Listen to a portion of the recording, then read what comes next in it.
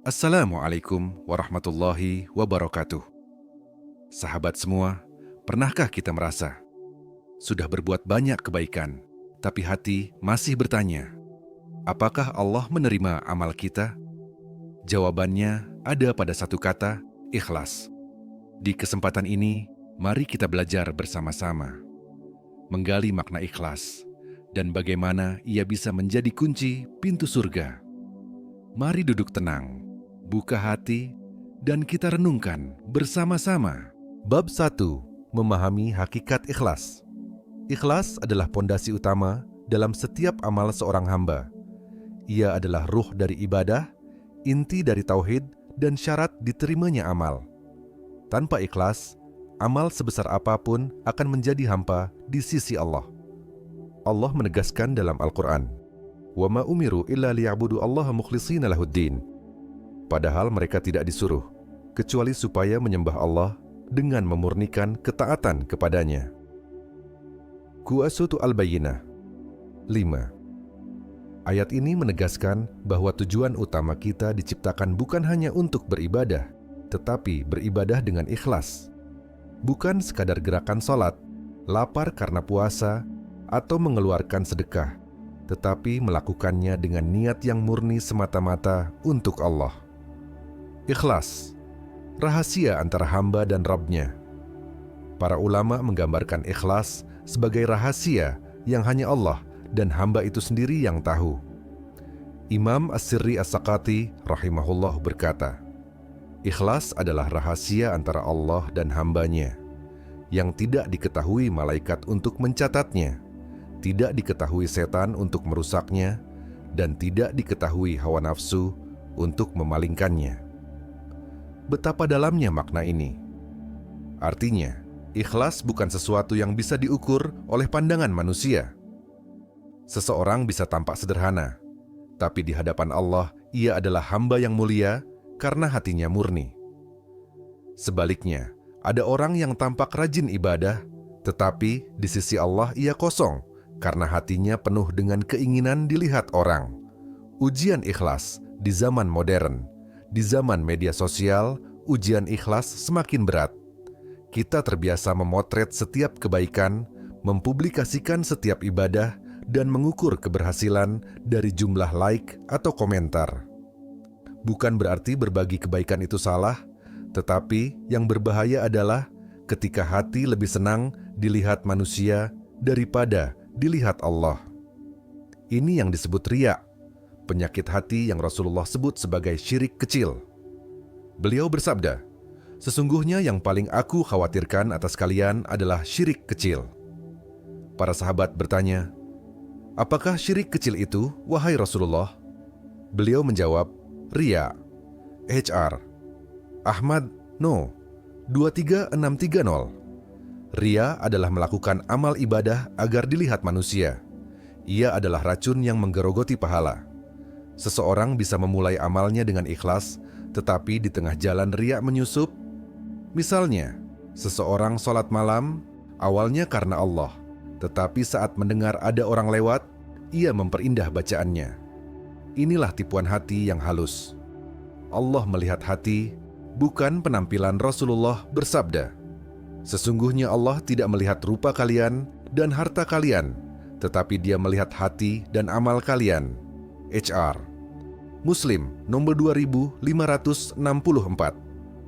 Amal yang kecil tetapi ikhlas lebih mulia daripada amal besar tanpa ikhlas. Kisah pelacur yang memberi minum seekor anjing adalah contoh nyata. Dia tidak sedang mencari pujian, bahkan tidak tahu kalau amalnya akan tercatat. Tetapi Allah mengetahui hatinya, lalu mengampuni dosanya. Sebaliknya, ada orang yang mati syahid di medan perang, tetapi Allah memasukkannya ke neraka karena niatnya untuk disebut pemberani, bukan karena Allah. Hadis ini diriwayatkan oleh Muslim 1905, di mana Rasulullah menjelaskan bahwa 3 golongan yang pertama kali diseret ke neraka adalah orang yang mati syahid tanpa ikhlas, orang yang mengajar ilmu agama untuk mencari pujian, dan orang yang bersedekah untuk mencari nama.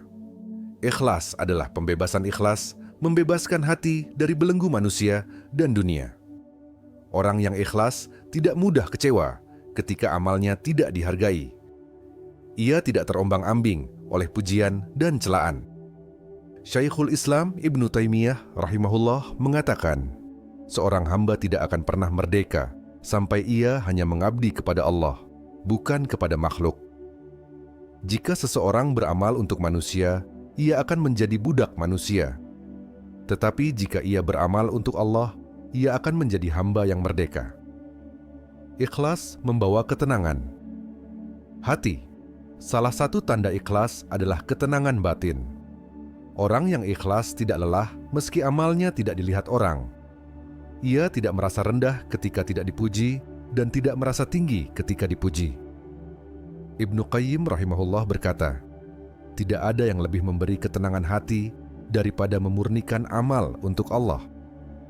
Orang yang ikhlas akan menjalani hidup dengan penuh keikhlasan, bahkan dalam hal-hal kecil.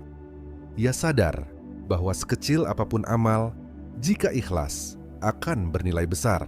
Kisah inspiratif. Penjaga masjid yang disayang. Rasulullah dikisahkan dalam riwayat Bukhari dan Muslim, ada seorang wanita kulit hitam yang bekerja membersihkan masjid Nabi. Ia adalah orang sederhana, bahkan namanya pun tidak disebutkan dalam hadis. Namun suatu hari, Rasulullah mencari-cari wanita itu. Para sahabat mengatakan bahwa wanita itu telah meninggal pada malam hari dan mereka tidak memberitahu beliau. Rasulullah merasa sedih, lalu beliau mendatangi kuburnya dan mendoakannya. Apa yang membuat wanita itu begitu istimewa? Tidak ada catatan amal besar, tetapi ia mengabdi membersihkan rumah Allah dengan penuh keikhlasan, tanpa berharap pujian. Inilah bukti bahwa amal yang dianggap kecil oleh manusia bisa menjadi besar di sisi Allah jika dilakukan dengan ikhlas. Ikhlas dalam pandangan para salaf. Banyak ulama salaf yang sangat berhati-hati menjaga niat mereka. Disebutkan bahwa Al-Fudail bin Iyad pernah berkata, meninggalkan amal karena manusia adalah riya. Beramal karena manusia adalah syirik. Ikhlas adalah Allah menyelamatkanmu dari keduanya. Ada juga kisah seorang ulama yang beribadah di malam hari selama bertahun-tahun tanpa diketahui oleh keluarganya. Ia menutupi suara tangisnya saat membaca Al-Quran agar tidak ada yang tahu. Mengapa? Karena mereka paham, menjaga niat lebih berat daripada menjaga amal. Renungan untuk hati. Cobalah bertanya pada diri kita, mengapa aku salat tepat waktu? Mengapa aku bersedekah? Mengapa aku membantu orang lain? Apakah karena Allah atau karena ingin terlihat baik di mata manusia? Jika jawaban kita masih bercampur, jangan putus asa. Ikhlas adalah perjalanan panjang. Yang terpenting adalah terus memperbarui niat. Rasulullah bersabda, sesungguhnya niat seseorang lebih baik daripada amalnya. Ash'ar, Baihaqi, dihasankan oleh Al-Albani. Ini memberi harapan. Bahkan jika amal kita kecil, niat yang murni bisa membuatnya lebih berat di timbangan amal di hari kiamat. Doa agar diberi keikhlasan. Ikhlas tidak bisa dicapai hanya dengan usaha akal, tetapi perlu pertolongan Allah. Rasulullah mengajarkan doa, Allahumma ij'al amali kullahu salihan, waj'alhu liwajhika khalisan, wala taj'al li ahadin fihi syai'a. Ya Allah, jadikan seluruh amalanku syaleh. Jadikan ia ikhlas hanya untuk wajahmu, dan jangan jadikan untuk siapapun bagian di dalamnya. Ikhlas dalam ibadah.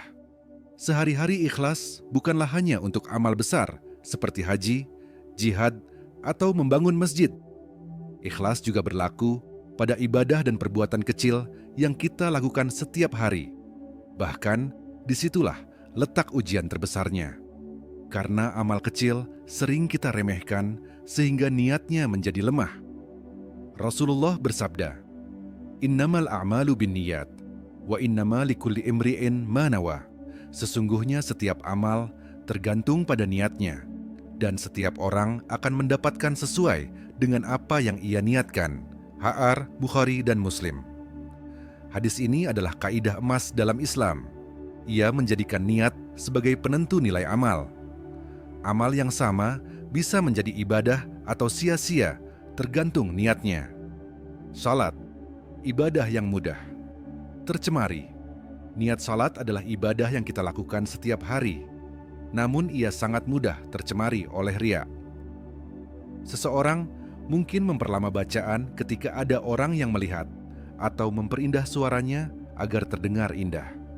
Padahal, salat yang sejati adalah salat yang hanya ditujukan kepada Allah.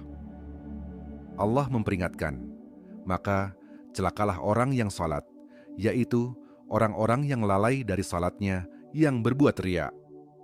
Qusun Al-Ma'un 4-6. Betapa mengerikannya ayat ini. Allah tidak mengancam orang yang meninggalkan salat, tetapi orang yang salat namun melakukannya tanpa ikhlas. Puasa, ibadah, tersembunyi. Puasa adalah ibadah yang unik karena sulit dilihat oleh manusia. Seseorang bisa saja mengaku puasa, padahal tidak, atau sebaliknya, berpuasa tanpa diketahui siapapun. Itulah sebabnya Allah menjadikan puasa sebagai ibadah yang istimewa. Dalam hadis qudsi, Allah berfirman, "Setiap amal anak Adam adalah untuknya, kecuali puasa. Sesungguhnya puasa itu untukku, dan aku sendiri yang akan membalasnya." HR, Bukhari, dan Muslim. Namun, meski tersembunyi, puasa juga bisa ternoda niatnya. Ada orang yang berpuasa demi diet, demi kesehatan, atau demi tren, bukan demi taat kepada Allah. Karena itu, kita perlu meluruskan niat setiap kali memulai ibadah puasa. Sedekah. Antara terang-terangan dan sembunyi-sembunyi sedekah bisa dilakukan secara terbuka atau tersembunyi. Keduanya boleh, bahkan sedekah terbuka bisa memotivasi orang lain. Namun, sedekah yang paling utama adalah yang dilakukan diam-diam, sehingga tangan kiri tidak tahu apa yang diberikan tangan kanan.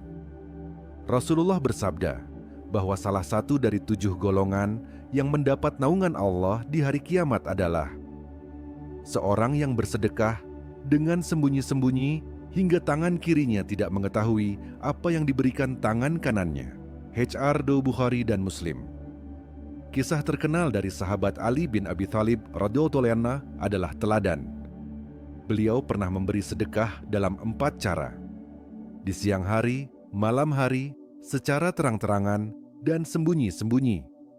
Allah mengabadikan amal itu dalam firman-Nya.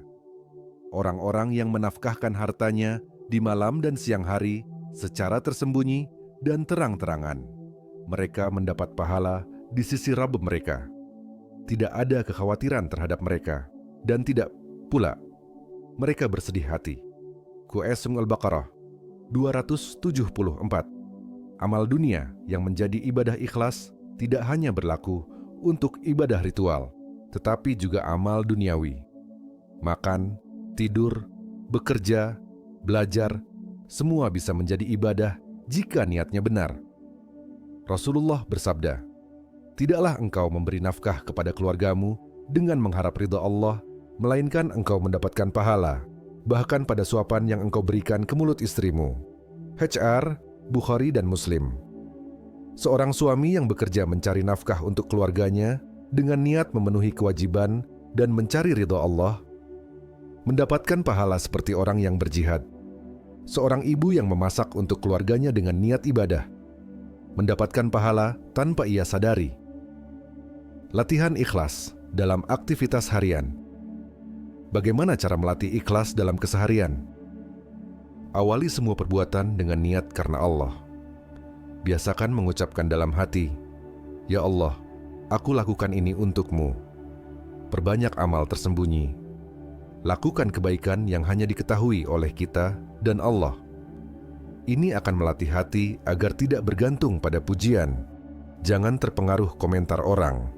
Pujian tidak membuat kita bangga. Celaan tidak membuat kita berhenti. Perbarui niat di tengah amal. Jika tiba-tiba muncul rasa ingin dipuji, segera ingat Allah dan kembalikan niat. Baca kisah orang ikhlas. Ini akan menguatkan tekad kita untuk mengikuti jejak mereka. Kisah inspiratif. Seorang ayah di tengah hujan. Dikisahkan ada seorang lelaki tua di sebuah desa yang setiap malam diam-diam membersihkan jalan menuju masjid. Tidak ada yang tahu siapa yang melakukannya. Hingga suatu malam hujan deras, seorang pemuda mengikuti jejaknya dan melihat lelaki tua itu membersihkan jalan sambil berzikir. Ketika ditanya, ia menjawab, "Nak, aku tidak butuh orang tahu. Aku ingin di akhirat nanti Allah mengenal amal ini, bukan manusia." Kisah sederhana ini mengajarkan bahwa ibadah tidak selalu berbentuk salat atau puasa, tetapi juga perbuatan baik yang diniatkan untuk Allah. Bahaya, mengabaikan ikhlas dalam keseharian. Mengabaikan ikhlas membuat amal kita ringan di dunia, tetapi berat di akhirat. Rasulullah mengingatkan dalam hadis tentang 3 orang yang pertama kali dihisab di akhirat. Seorang yang mati syahid, seorang alim yang mengajarkan ilmu, seorang dermawan. Ketiganya dimasukkan ke neraka karena amal mereka dilakukan untuk mencari pujian, bukan untuk Allah. HR, Muslim, nomor tahun 1905. Ini adalah peringatan keras bahwa tanpa ikhlas, ibadah dan kebaikan apapun bisa menjadi bumerang bagi pelakunya. Renungan hati. Pikirkanlah, berapa banyak salat yang kita lakukan hanya sebagai rutinitas tanpa menghadirkan hati? Berapa banyak sedekah yang kita berikan sambil berharap orang memuji? Berapa banyak doa yang kita panjatkan hanya di depan orang lain? Jika kita mulai melatih ikhlas dalam ibadah sehari-hari, insya Allah seluruh hidup kita akan bernilai ibadah. Bahkan, langkah kaki menuju kantor, senyuman kepada tetangga, atau membuang sampah dari jalan, semuanya tercatat sebagai amal saleh. Ikhlas dalam ibadah sehari-hari adalah fondasi bagi kehidupan yang penuh keberkahan. Ia bukan hanya mengubah amal besar menjadi luar biasa, tetapi juga amal kecil menjadi bernilai agung. Orang yang terbiasa ikhlas dalam keseharian akan lebih mudah ikhlas dalam amal-amal besar.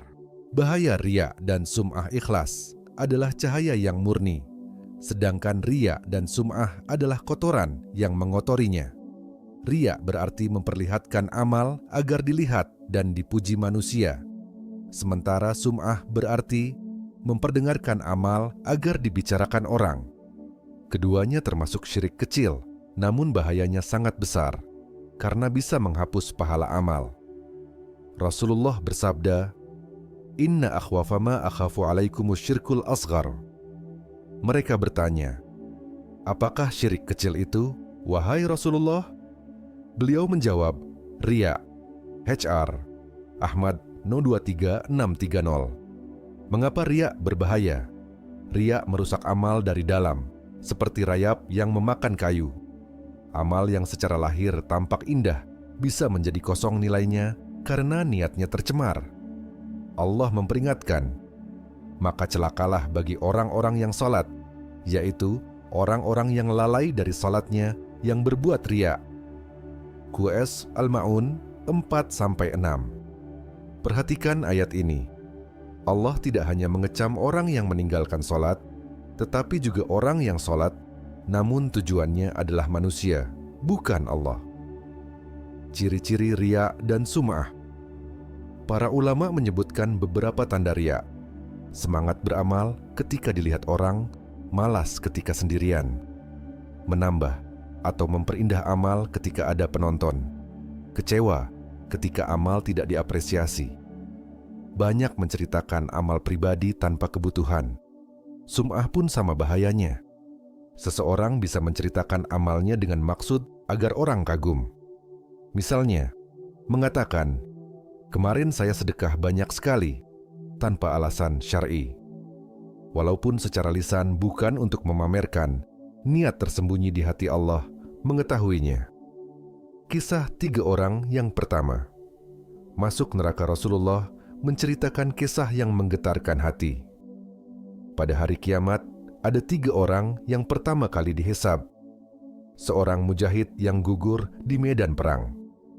Seorang alim yang mengajarkan ilmu dan membaca Al-Quran. Seorang dermawan yang banyak bersedekah. Allah menunjukkan nikmat yang telah diberikan kepada mereka, dan mereka mengaku telah beramal untuknya. Namun Allah berfirman, "Kamu bohong. Kamu berperang supaya disebut pemberani. Kamu belajar supaya disebut alim. Kamu bersedekah supaya disebut dermawan. Dan kamu telah mendapat pujian itu di dunia. Hari ini tidak ada pahala bagimu." Mereka pun diseret ke neraka. HR Muslim nomor 1905. Ini bukti bahwa amal besar pun menjadi sia-sia jika niatnya salah. Riya yang halus riya tidak selalu jelas. Ia bisa muncul dengan sangat halus. Misalnya, seseorang sholat malam lalu merasa senang ketika orang lain tahu. Seseorang berbagi foto saat beribadah haji untuk memotivasi orang, tapi dalam hati muncul rasa bangga.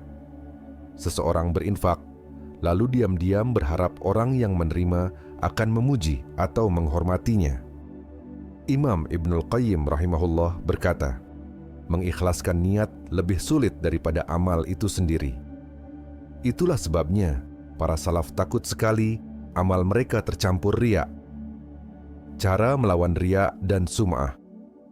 Perbanyak doa memohon perlindungan dari syirik kecil.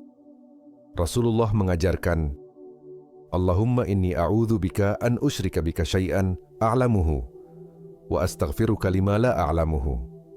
Ya Allah, aku berlindung kepadamu dari mempersekutukanmu dengan sesuatu yang aku ketahui, dan aku memohon ampun kepadamu dari apa yang tidak aku ketahui. HR Ahmad No 23630. Sembunyikan amal bila memungkinkan. Amalan yang tersembunyi lebih aman dari riya. Lupakan amal setelah dilakukan. Jangan mengingat-ingat, apalagi menceritakannya tanpa kebutuhan. Fokus pada ridha Allah, bukan penilaian manusia. Ingatlah, manusia tidak bisa memberi surga atau neraka. Perbarui niat sebelum, saat, dan setelah amal. Niat yang awalnya ikhlas bisa rusak di tengah jalan sehingga harus terus diperbarui. Kisah inspiratif. Ulama yang menghindari popularitas. Imam Ahmad bin Hanbal pernah berkata kepada muridnya, sebaiknya engkau tidak terkenal, tidak dikenal, dan tidak dicari-cari orang. Beliau sendiri sangat menjaga diri dari popularitas yang berlebihan karena khawatir hatinya terkena riya. Bahkan, ketika amalnya diketahui orang, beliau merasa takut amal itu berkurang nilainya di sisi Allah. Riya dalam media sosial. Di era digital, riya dan sum'ah bisa menyusup lewat postingan. Misalnya, membagikan foto saat beribadah dengan tujuan utama mendapat pujian. Menulis status panjang tentang amal yang dilakukan tanpa alasan mendidik atau memotivasi. Mengunggah bukti sedekah hanya untuk menunjukkan kemampuan. Apakah ini berarti tidak boleh berbagi amal? Boleh, jika niatnya benar-benar untuk memotivasi orang dan kita tidak senang dipuji karenanya. Namun tetap, hati kita harus waspada. Karena riya adalah penyakit yang sangat licin. Bahaya riya di akhirat amal yang tercampur riya akan ditolak. Allah berfirman dalam hadis qudsi, Aku adalah zat yang paling tidak butuh sekutu. Barang siapa melakukan amal yang mempersekutukan aku dengan yang lain, maka aku tinggalkan dia dan sekutunya itu. HR Muslim nomor 2985.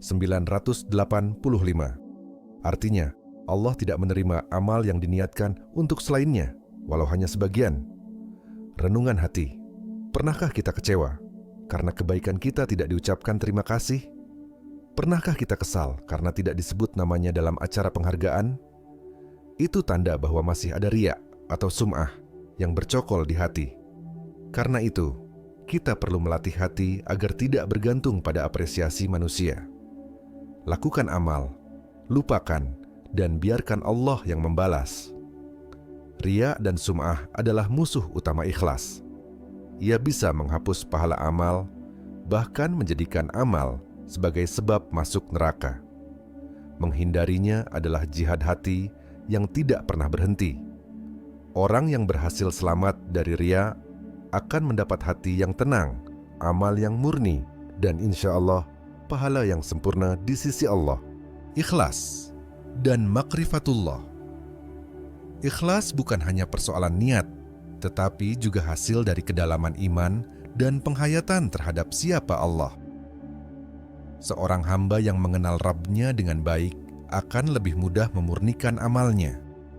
Sebaliknya, orang yang tidak mengenal Allah akan sulit untuk ikhlas karena hatinya masih terikat pada makhluk. Makrifatullah artinya mengenal Allah melalui nama-namanya, sifat-sifatnya, dan tanda-tanda kebesarannya. Semakin dalam pengenalan ini, semakin murni niat seorang hamba. Allah berfirman, "Fa'lam annahu la ilaha illallah." Maka ketahuilah bahwa tidak ada sesembahan yang berhak disembah melainkan Allah. Qasr Muhammad 19. Perhatikan, Allah memerintahkan ketahuilah sebelum mengucapkan. Artinya, pengetahuan yang benar tentang Allah adalah fondasi keimanan dan sumber kekuatan ikhlas. Mengapa makrifatullah membawa ikhlas?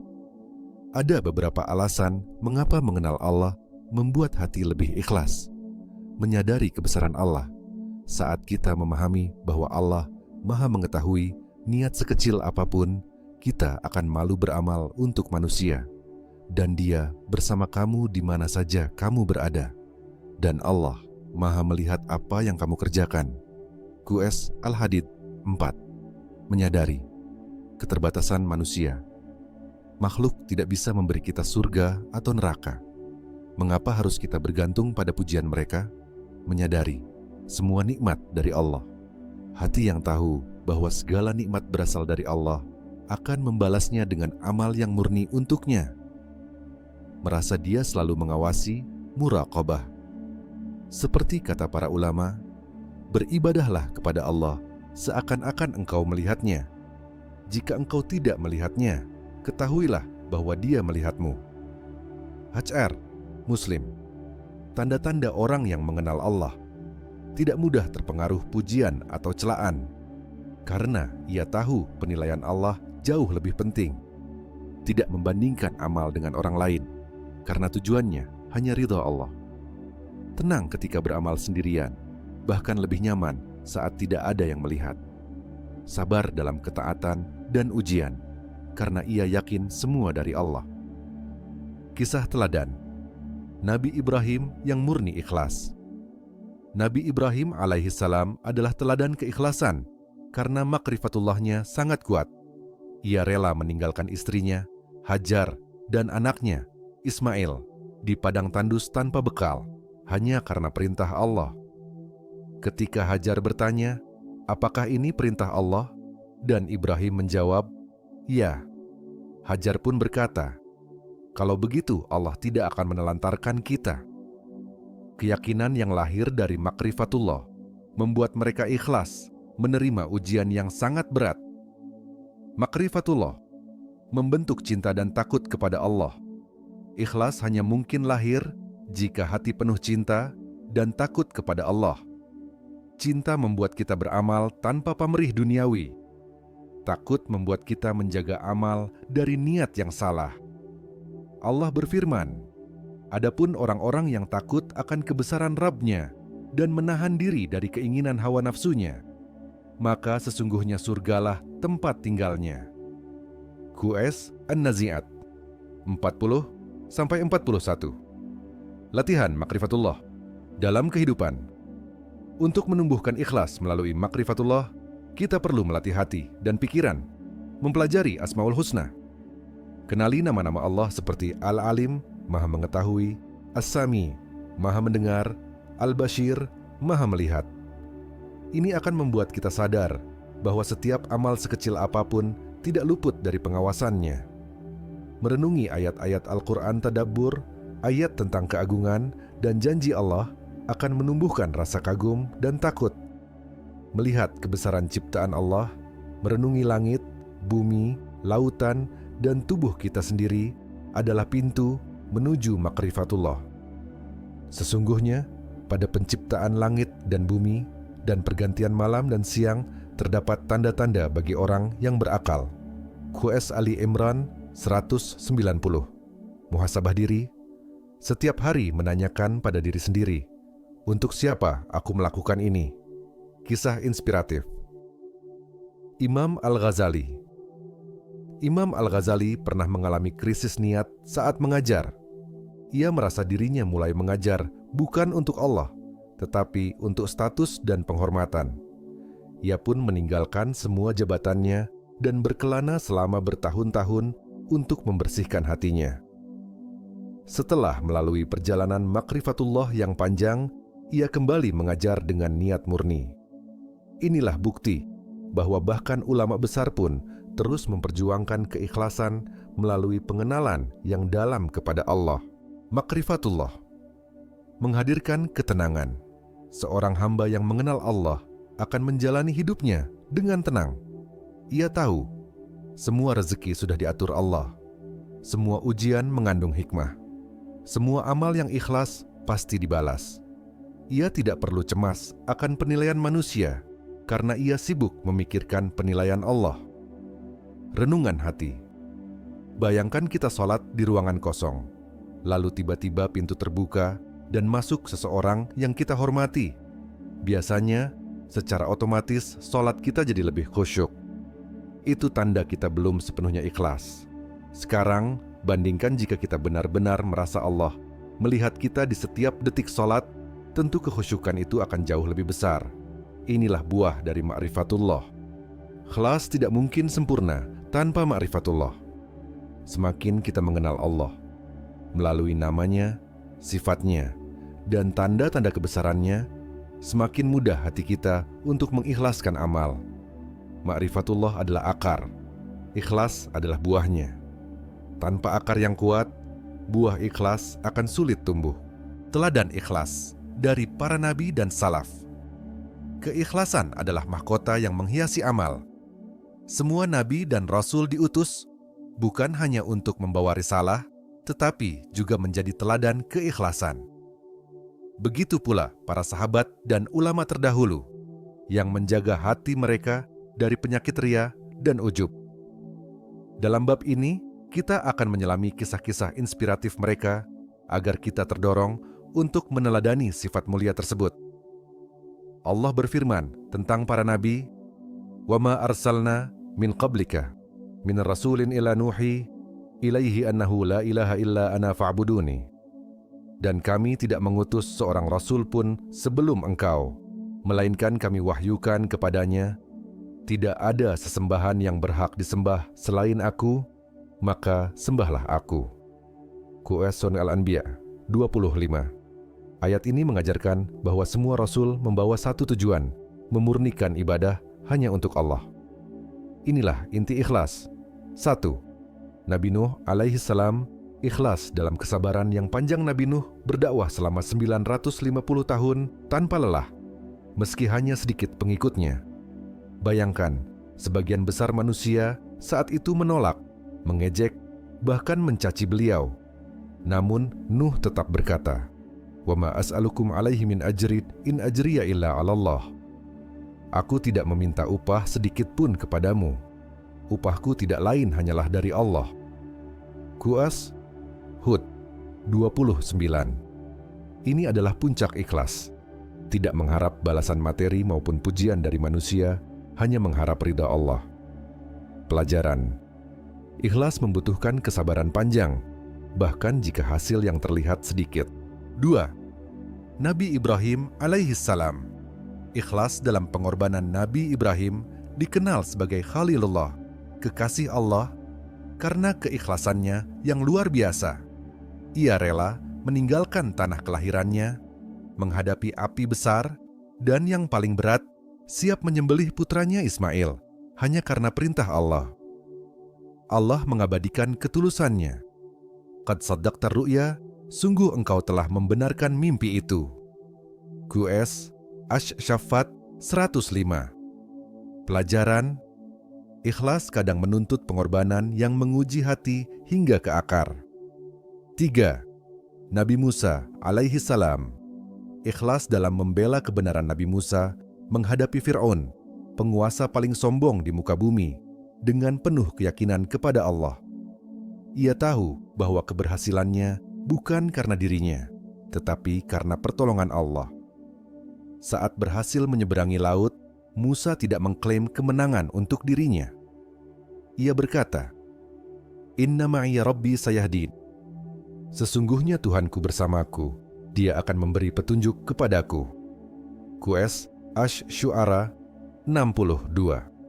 Pelajaran, ikhlas berarti menisbatkan semua keberhasilan kepada Allah, bukan diri sendiri. 4. Nabi Muhammad. Ikhlas dalam setiap langkah Rasulullah adalah puncak teladan ikhlas. Seluruh hidupnya diabdikan untuk Allah, bahkan di saat menderita kelaparan, diusir, dan dicaci. Beliau pernah bersabda, "Barang siapa yang hijrahnya karena Allah dan Rasul-Nya, maka hijrahnya kepada Allah dan Rasul-Nya. Barang siapa hijrahnya karena dunia yang ingin dicapai atau wanita yang ingin dinikahi, maka hijrahnya kepada apa yang ia niatkan." HR, Bukhari dan Muslim. Pelajaran, keikhlasan harus menjadi fondasi dari setiap amal, sekecil apapun. 5. Abu Bakar Asy-Syiddiq. Ikhlas dalam bersedekah. Ketika perang Tabuk, Rasulullah memerintahkan sahabat untuk bersedekah. Umar bin Khattab datang membawa setengah hartanya, tapi Abu Bakar membawa seluruh hartanya. Rasulullah bertanya, "Apa yang engkau tinggalkan untuk keluargamu?" Abu Bakar menjawab, "Aku tinggalkan Allah dan Rasul-Nya untuk mereka." Pelajaran, ikhlas adalah ketika hati ridha mengorbankan yang paling dicintai demi Allah. 6. Umar bin Khattab. Ikhlas dalam kepemimpinan Umar dikenal tegas dalam menegakkan kebenaran. Saat menjadi khalifah, ia menolak menggunakan harta Baitul Mal untuk kepentingan pribadi. Ia bahkan memadamkan lampu negara jika pembicaraan mulai masuk ke urusan keluarga. Pelajaran, ikhlas menuntut pemisahan jelas antara amanah publik dan kepentingan pribadi. 7. Uwais Al-Qarni. Ikhlas yang tersembunyi. Uwais Al-Qarni tidak pernah bertemu Nabi, tetapi Nabi memuji beliau di hadapan para sahabat. Mengapa? Karena baktinya kepada ibunya dan amalnya yang tersembunyi. Uwais tidak mencari popularitas. Ia bahkan menghindari orang yang ingin mengenalnya. Doanya diijabah karena keikhlasannya. Pelajaran, ikhlas seringkali paling murni saat amal tersembunyi dari manusia. 8. Imam Al-Bukhari. Ikhlas dalam ilmu Imam Al-Bukhari mengumpulkan ribuan hadits selama bertahun-tahun dengan perjalanan yang penuh pengorbanan. Setiap kali menulis hadits, beliau berwudu dan salat 2 rakaat terlebih dahulu, memohon agar tulisannya ikhlas dan bermanfaat. Pelajaran, ilmu akan menjadi cahaya hanya jika disertai niat yang tulus. Pilar teladan ikhlas. Dari kisah-kisah ini, kita dapat merumuskan pilar-pilar keikhlasan, tidak mengharap balasan manusia, menisbatkan semua keberhasilan kepada Allah, berani berkorban demi kebenaran, menyembunyikan amal jika memungkinkan menjaga niat dari awal hingga akhir. Amal renungan ikhlas tidak hanya berbicara tentang memulai amal dengan niat yang benar, tetapi juga menjaga niat tersebut hingga akhir. Banyak orang memulai dengan ikhlas, tetapi di tengah jalan niatnya berubah karena pujian atau keuntungan dunia. Para nabi dan salaf memberi kita contoh nyata bahwa keikhlasan adalah perjuangan seumur hidup. Mereka tidak hanya berkata ikhlaslah, tetapi mempraktikannya dalam semua kondisi, saat senang maupun sulit, saat dilihat atau sendirian. Eladan dari para nabi dan salaf menunjukkan bahwa ikhlas bukan teori, tetapi jalan yang harus dilalui dengan perjuangan, pengorbanan, dan penjagaan hati. Kisah-kisah ini bukan sekadar sejarah, tetapi cermin bagi kita untuk melihat sejauh mana hati ini sudah dimurnikan untuk Allah. Tantangan dan hambatan ikhlas. Ikhlas adalah kunci pintu surga. Namun, kunci itu tidak mudah dijaga. Ada banyak godaan yang menggerogoti niat kita, bahkan tanpa disadari. Amal yang besar bisa gugur nilainya di sisi Allah jika niatnya ternodai. Karena itu, memahami hambatan-hambatan ikhlas adalah langkah penting untuk melindungi amal dari kebinasaan. Rasulullah bersabda, "Innamal a'malu binniyat, wa innama likulli imri'in ma nawa." Sesungguhnya amal itu tergantung pada niat, dan setiap orang akan mendapatkan sesuai yang ia niatkan. H.R. Bukhari dan Muslim. Hadis ini memberi peringatan sekaligus harapan. Peringatan karena niat yang salah akan menghancurkan amal. Harapan karena niat yang benar akan mengangkat derajat amal. Bahkan amal kecil bisa menjadi besar nilainya. 1. Riya. Amal untuk dilihat manusia. Riya adalah penyakit hati yang membuat seseorang beramal karena ingin dipuji atau dilihat orang lain. Ia adalah syirik kecil yang sering tidak terasa. Allah berfirman, "Fawailun lil musallin, alladzina hum an salatihim sahun, alladzina hum yura'un." Celakalah orang-orang yang salat, yaitu mereka yang lalai dari salatnya yang berbuat riya. US Al-Ma'un 4-6. Riya bisa hadir di awal amal. Misalnya seseorang bersedekah agar disebut dermawan. Bisa juga di tengah amal, ketika muncul rasa bangga karena orang lain melihatnya. Solusi Quran and Sunnah. Membiasakan amal tersembunyi. Berdoa seperti yang diajarkan Rasulullah. Ya Allah, aku berlindung kepadamu dari mempersekutukanmu dengan sesuatu yang aku ketahui, dan aku memohon ampun atas apa yang tidak aku ketahui. H.R. Ahmad. Kedua, ujub. Bangga diri atas amal ujub adalah merasa kagum dan bangga pada diri sendiri, karena amal yang dilakukan seakan itu murni hasil usaha sendiri, bukan pertolongan Allah. Rasulullah bersabda, 3 hal yang membinasakan: kebakhilan yang ditaati, hawa nafsu yang diikuti, dan ujub seseorang terhadap dirinya sendiri. H.R. Tabrani. Solusi Quran and Sunnah. Menyadari bahwa semua amal terjadi karena izin dan pertolongan Allah. Membaca doa Nabi, "Wa ma taufiqi illa billah." Tidak ada keberhasilanku kecuali dengan pertolongan Allah. QS Hud 88. 3. Sum'ah. Amal untuk didengar. Sum'ah adalah melakukan amal agar orang lain mendengar tentang kebaikan kita. Misalnya, menceritakan ibadah atau sedekah secara berlebihan dengan niat ingin dipuji. Rasulullah bersabda, "Barang siapa yang memperdengarkan amalnya kepada orang lain, maka Allah akan memperdengarkan aibnya pada hari kiamat." H.R. Bukhari dan Muslim. Solusi Quran dan Sunnah. Menahan diri dari menceritakan amal, kecuali ada maslahat, misalnya untuk memotivasi. Berlatih menghapus keinginan dipuji setelah amal dilakukan. 4. Mengutamakan dunia daripada ridha Allah. Kadang seseorang mengubah niat karena ingin meraih keuntungan dunia. Amal ibadah dilakukan sebagai jalan meraih materi, jabatan, atau status sosial. Rasulullah bersabda, "Celaka hamba dinar, celaka hamba dirham, celaka hamba kain mewah. Jika diberi, ia ridha. Jika tidak diberi, ia marah." H.R. Bukhari. Solusi Quran and Sunnah. Mengingat bahwa dunia hanyalah sementara. Membaca doa, "Ya Allah, jangan Engkau jadikan dunia sebagai tujuan terbesar kami." H.R. Tirmidzi. 5. Lelah menjaga konsistensi niat ikhlas bukan hanya memulai amal dengan niat yang benar, tetapi menjaga niat itu dari awal hingga akhir. Banyak orang memulai dengan ikhlas, tapi di tengah perjalanan niat berubah karena pujian atau komentar orang lain. Solusi Quran and Sunnah. Perbarui niat setiap kali amal dilakukan. Perbanyak istighfar setelah beramal 6. Godaan setan dalam amal setan tidak hanya menggoda agar kita meninggalkan amal, tetapi juga agar amal kita ternodai.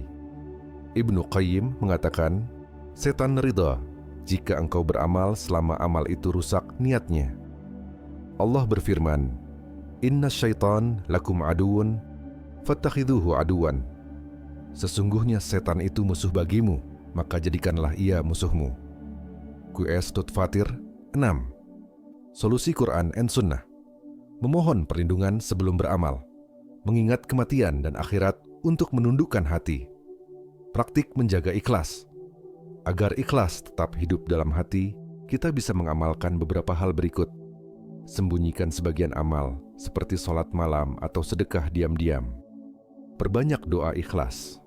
Doa Nabi, Ya Allah, aku memohon kepadamu keikhlasan dalam ucapan dan perbuatan. Ingat pahala akhirat. Baca ayat-ayat tentang surga untuk menenangkan hati bergaul dengan orang ikhlas. Lingkungan yang baik membantu menjaga hati. Hindari berlebihan menampilkan amal di media sosial, kecuali ada niat dan maslahat yang jelas.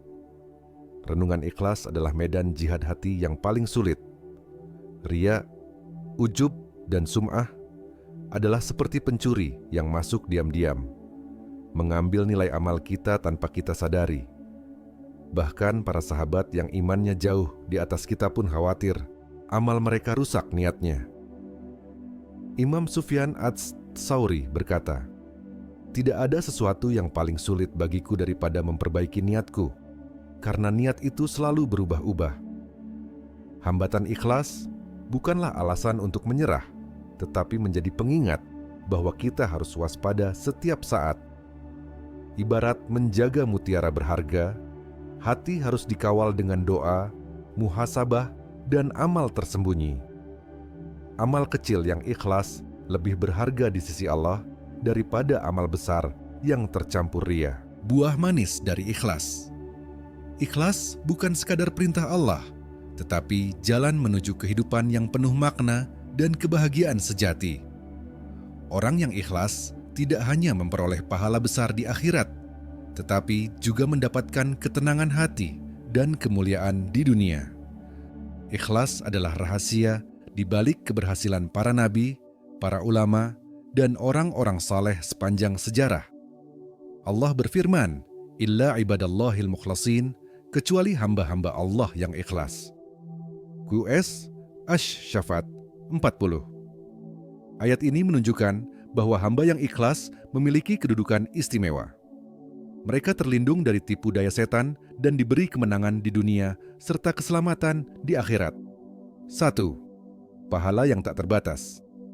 Amal yang ikhlas akan dilipat gandakan pahalanya tanpa batas. Allah berfirman, "Innama yuwaffaras sabiruna ajrahum bighairi hisabin." Sesungguhnya orang-orang yang sabar akan diberikan pahala mereka tanpa batas. QS Az-Zumar 10. Para ulama menjelaskan bahwa sabar yang dilakukan karena Allah adalah bagian dari ikhlas, dan amal seperti ini tidak terikat hitungan. Bayangkan, sedekah kecil yang dilakukan ikhlas bisa lebih berat timbangannya di hari kiamat daripada bangunan megah yang dibangun untuk riya. Rasulullah bersabda, "Sesungguhnya Allah tidak melihat rupa dan harta kalian, tetapi Allah melihat hati dan amal kalian." HR Muslim. Artinya, kualitas amal diukur dari hati yang tulus, bukan dari besarnya jumlah atau bentuknya. Kedua, ketenangan dan kebahagiaan hati. Salah satu buah terbesar dari ikhlas adalah ketenangan hati. Orang yang ikhlas tidak mudah goyah oleh pujian maupun cemoohan. Ia beramal bukan untuk mendapatkan tepuk tangan manusia, sehingga hatinya bebas dari beban pencitraan. Ibnu Qayyim berkata, tidak ada yang bisa memberi ketenangan hati kecuali dengan ikhlas kepada Allah. Karena jika hati bergantung pada makhluk, ia akan lelah. Orang yang ikhlas merasakan manisnya ibadah. Ia salat bukan karena kewajiban semata, tetapi karena rindu bertemu Allah. Ia bersedekah bukan karena ingin disebut dermawan, tetapi karena ingin melihat senyum di wajah orang yang dibantu, sambil berharap senyum itu menjadi saksi di hadapan Allah kelak. 3. Amal diterima dan dijaga ikhlas adalah syarat utama diterimanya amal. Amal yang tampak besar di mata manusia bisa tidak bernilai di sisi Allah jika tanpa ikhlas. Sebaliknya, amal kecil bisa menjadi sangat besar nilainya jika dilakukan dengan tulus. Allah berfirman, "Innallaha la yadhlimu mithqala dzarratin." Sesungguhnya Allah tidak menzalimi seseorang walau sebesar zarrah. QS An-Nisa 40. Bahkan amal yang tersembunyi di mata manusia akan disimpan Allah hingga hari kiamat. Amal itu akan menjadi cahaya dan penolong di hari yang penuh kegelapan. 4. Terlindung dari tipu daya setan-setan telah bersumpah akan menyesatkan manusia kecuali hamba yang ikhlas. Allah mengabadikan perkataan setan, "Illa ibadaka minhumul mukhlasin," kecuali hamba-hambamu yang engkau ikhlaskan. QS Al-Hijr 40. Inilah benteng terkuat melawan godaan. Orang yang ikhlas tidak mudah tergoda untuk berbuat maksiat, karena orientasinya adalah keridhaan Allah, bukan kesenangan sesaat. 5. Keberkahan hidup di dunia ikhlas juga membawa keberkahan di dunia. Keberkahan ini bukan selalu berarti kekayaan materi, tetapi meliputi hati yang lapang, keluarga yang harmonis, rezeki yang cukup dan bermanfaat, umur yang dipenuhi amal baik. Rasulullah bersabda, "Barang siapa yang niatnya untuk akhirat, Allah akan menjadikan kekayaan di hatinya, menyatukan urusannya, dan dunia akan datang kepadanya dalam keadaan hina. Barang siapa yang niatnya dunia, Allah akan menjadikan kefakiran di depan matanya, mencerai-beraikan urusannya, dan dunia tidak datang kepadanya kecuali yang telah ditetapkan." HR Ibnu Majah. 6. Kemuliaan di sisi Allah. Di hari kiamat, orang ikhlas akan dipanggil secara khusus dan diberikan kemuliaan yang tidak didapatkan oleh orang yang beramal untuk dunia. Mereka akan dimuliakan di hadapan seluruh makhluk karena amal mereka murni untuk Allah. Rasulullah bersabda, "Di hari kiamat, orang yang beramal untuk sum'ah, ingin terkenal, akan dipermalukan di hadapan semua makhluk." HR Bukhari. Sebaliknya, orang yang ikhlas akan diselamatkan dari rasa malu itu, bahkan wajahnya akan bercahaya. 7. Ikhlas menjadi jalan masuk surga. Akhir dari perjalanan ikhlas adalah surga. Tidak ada amalan yang mengantarkan manusia ke surga tanpa ikhlas.